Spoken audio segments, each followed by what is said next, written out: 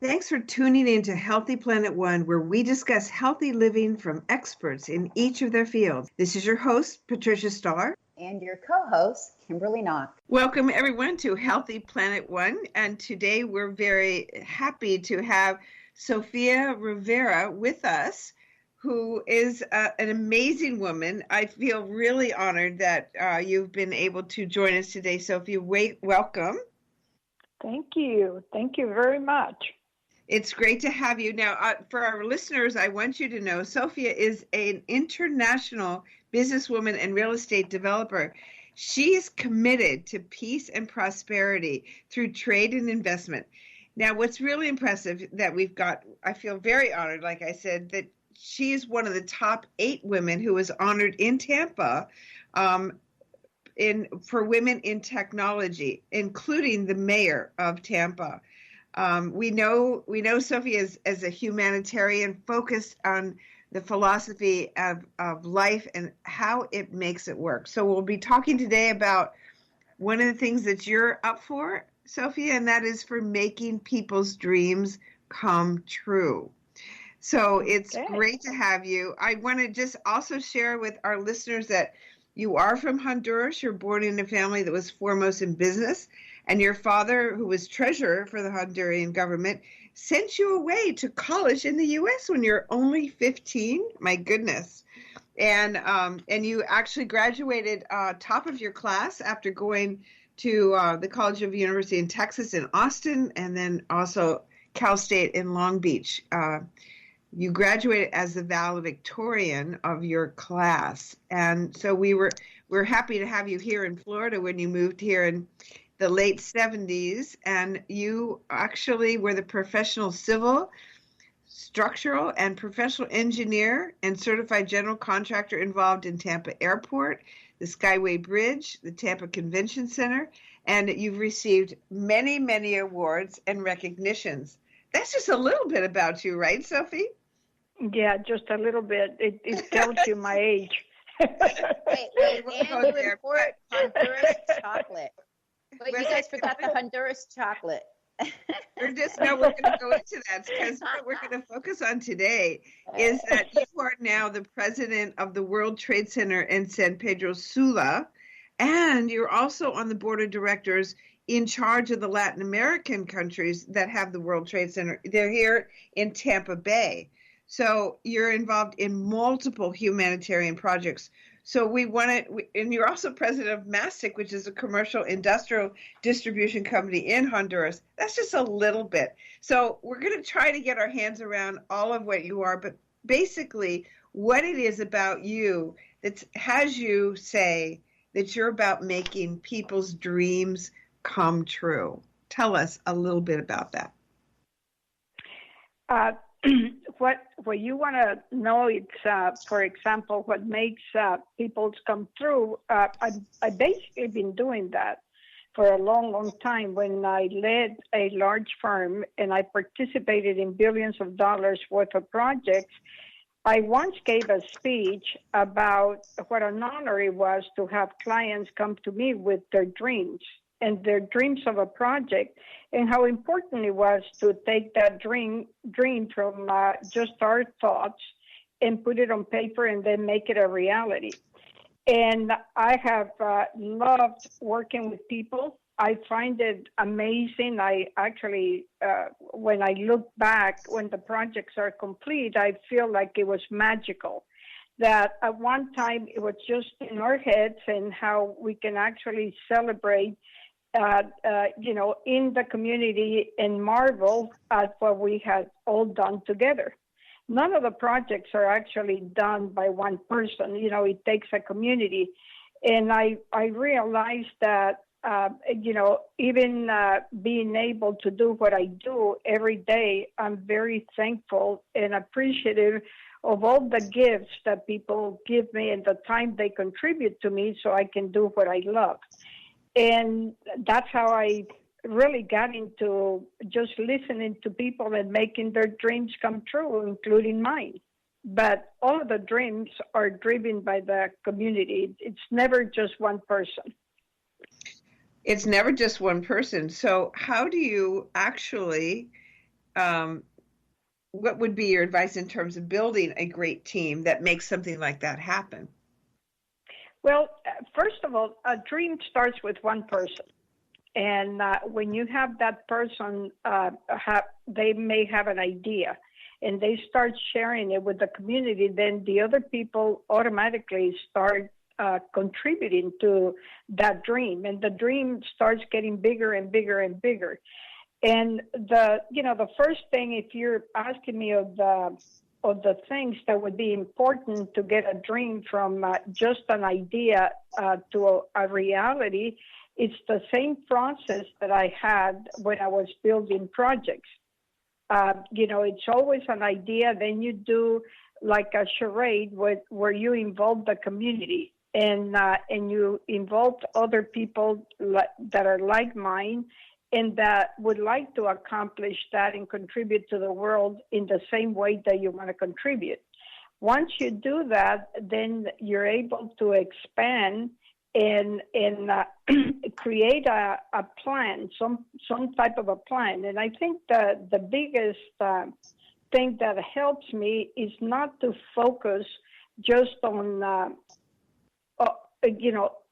the obstacles that are stopping me from making that dream come true, but actually focus on how and what do I need to do in order for that dream to become a reality. So when you go through different stages, the first stage would be the brainstorming. It's what we used to call a charade. In the charade, you are not allowed to criticize somebody's dream. You just put it. I remember how we used to paste little notes on the wall all over the conference room, and people got very creative. And we didn't criticize anything. It was like it could be wild dreams. We had a really lots of fun just making up stuff and just taping it on the wall. So that's very important that, when people have an idea and they have a dream, immediately they start focusing on why they cannot do it. That is not the first step. The first step is actually looking at it and I say, okay, what would this contribute to my community? Because I think in terms of community, it takes all of us to make it happen. And we are all having an experience on Earth. And I think at the end of the day, we all want to be known that because we were here, the world is a little bit better, that we made it and we contributed to the community. That really is what drives me.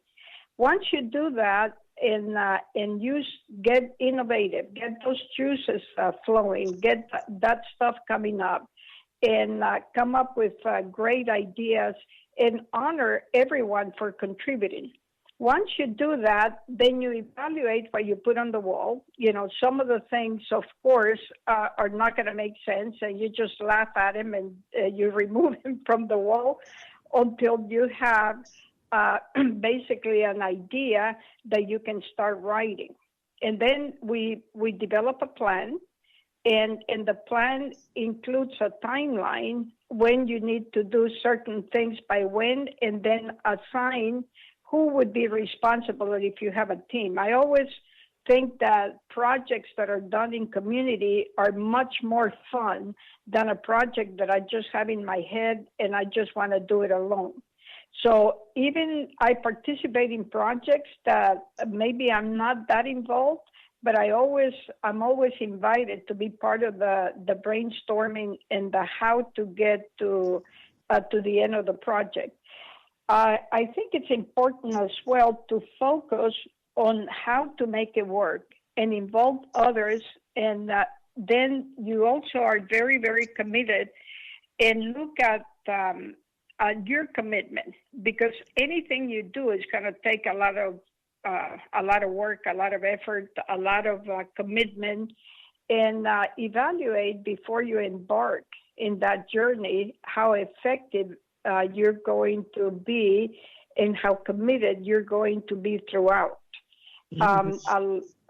What I find to be sometimes like a little bit of a weakness in some people is that they take their dream to a certain level and then their enthusiasm drops. Mm-hmm. So to get that going, make sure that you're always looking for something else, to enhance your project and come up with a plan. Once you have a plan, be in action and honor your plan. Go ahead. You look for something else to, I'm not sure, to keep that energy going. Is that what you're saying? Yeah, I'm always looking for something else.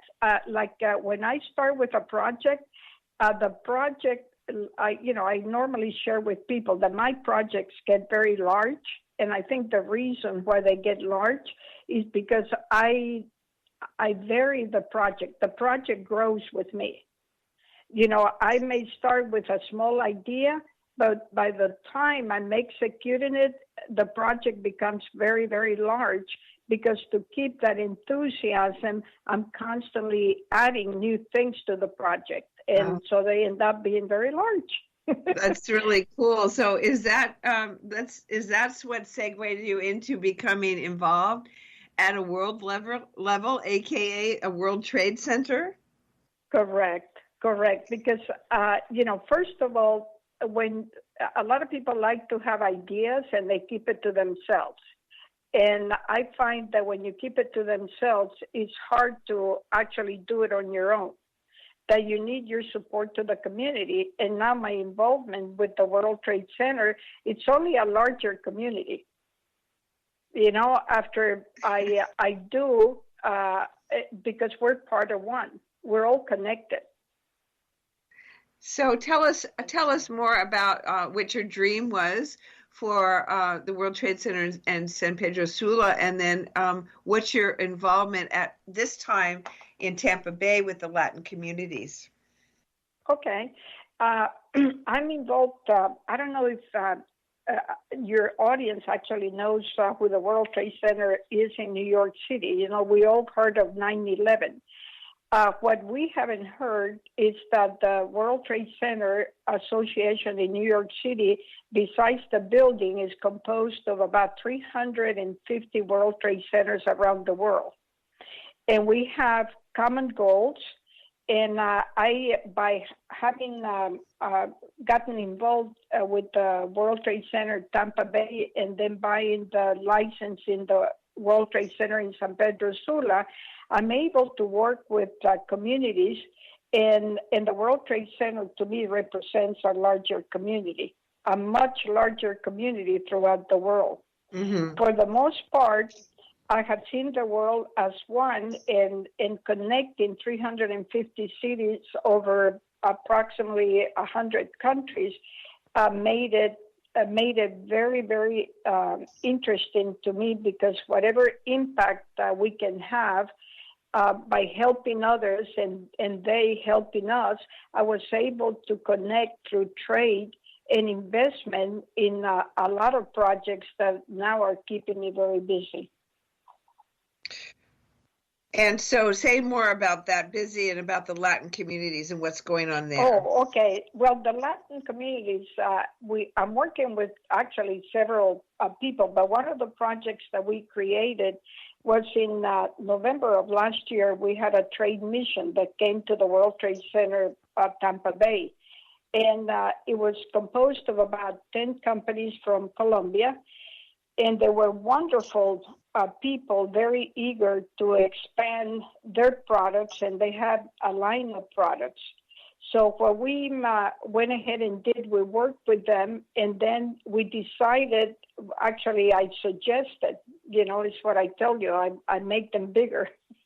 I suggested that for them just to come on a trade mission to look around and kind of see the market would not be serving them. And I also found that within those companies, there were a lot of companies that they called now are from the orange industries, which are really nonprofits. They are businesses that have a social component, such as the one that I have in Honduras already. So it spoke to me. And I proposed with the World Trade Center Medellin in Colombia to work with them